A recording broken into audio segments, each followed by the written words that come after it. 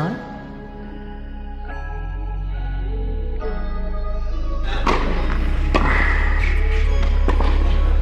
I couldn't have a more rough start to today.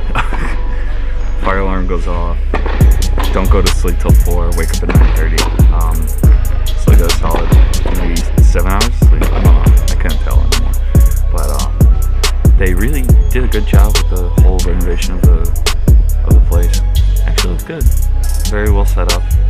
Met more of the correct Rackets guys. They're pretty nice. I like them.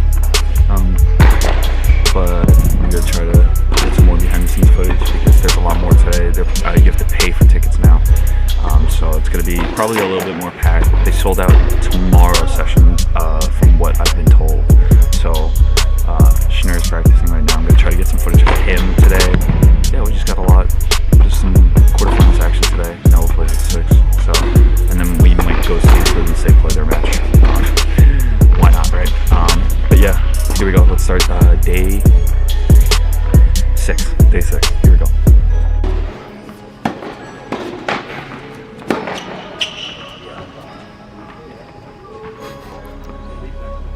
Nah, we're gonna keep it.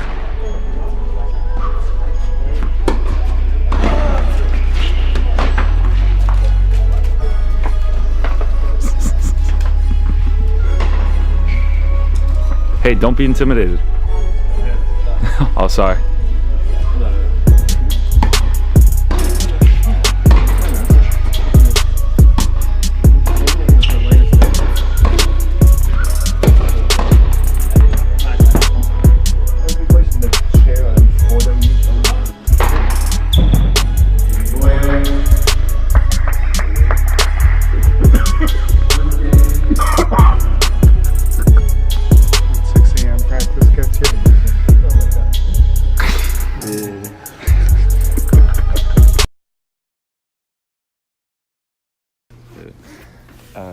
We're here with Marcus Giron. He's playing a quarterfinal match here at the ATP Challenger here in Cleveland.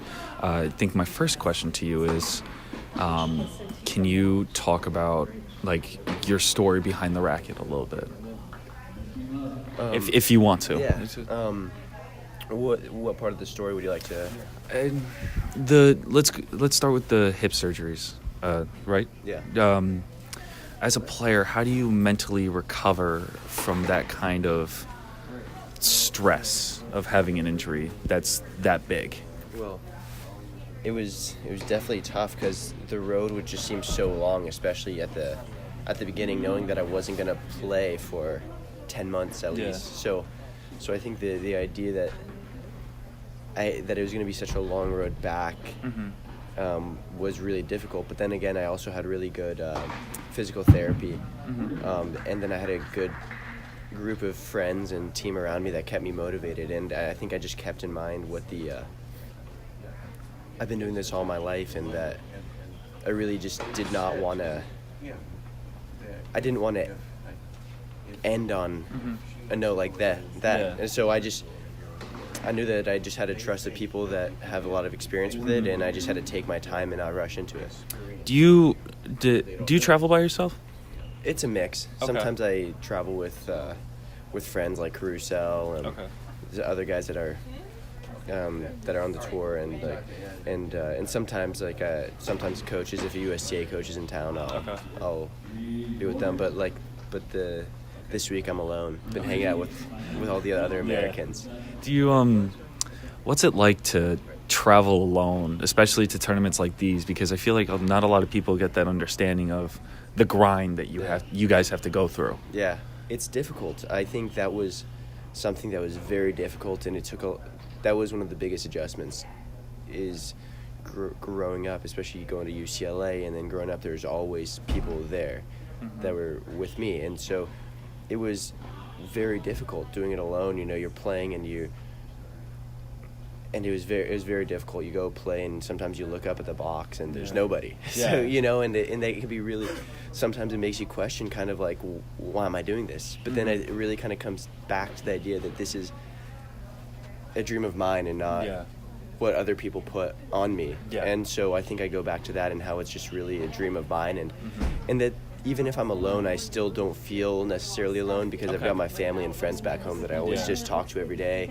And with a live stream, I'm able to talk to them about it after the match. And so, but then definitely some of the futures. I mean, when I first started playing, some of the futures when you're alone and you're playing in the middle of nowhere, that was really tough because you're kind of,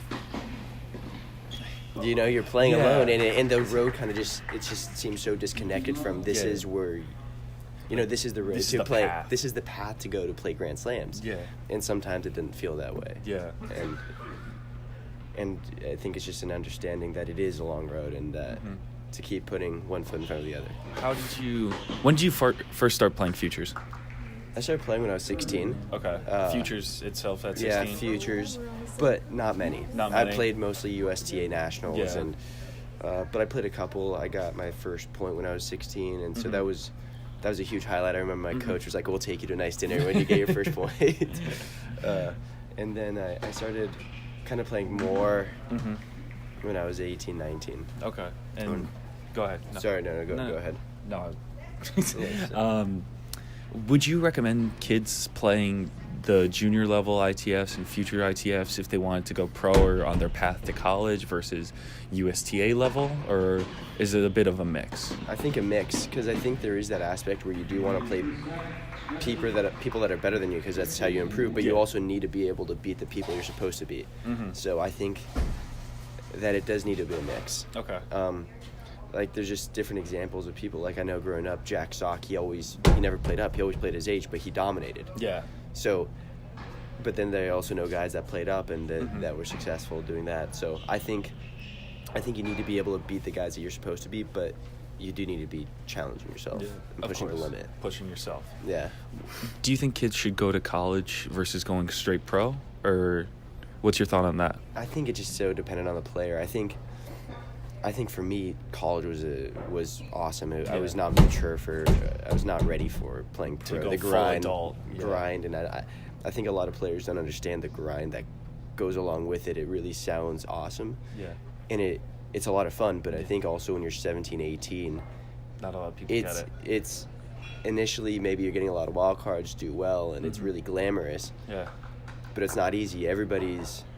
Only one person wins every week, and for me, looking back, some of my fondest memories are college, playing USC, battling in NCAAs, and so those memories I cherish, and I really enjoyed my time. That's awesome. And I think my last question to you is, what would be your goal? Do you set big goals or small goals? A mix. I said a mix. I wanted to make French Open qualies. Okay. And so that's a goal. Hopefully I can achieve that, and then by the end of the year, I'd love to be top 125 in the world. It's obviously very difficult. Yeah.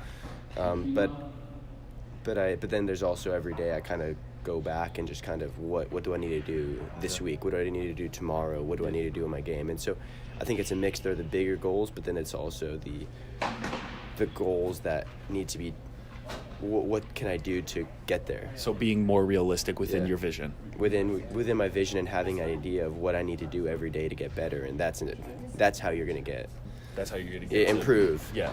And it's not, because I think you do want to have those big goals, but it can be tough if it's everything to put a lot of pressure on yourself. And if you don't succeed, then I think that can be very emotionally difficult. Of course. But yeah. Thank you so much, man. Yeah, of course. Yeah. It's okay.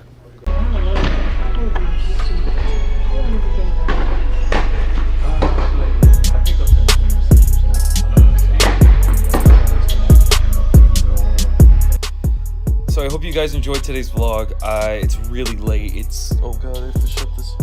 But I hope you guys enjoyed today's vlog. I hope you enjoyed the interview with Marcus Giron. I really appreciate for him taking time before his quarterfinal match that he won, actually, which is great. And so thank you to him so much. No, just thank you to him for taking time out of his day to talk to us about his experience on tour and what it's like to come back from injuries, as well as playing college tennis. So I really appreciate that. Tomorrow is the semifinals matches, and then the finals on Sunday.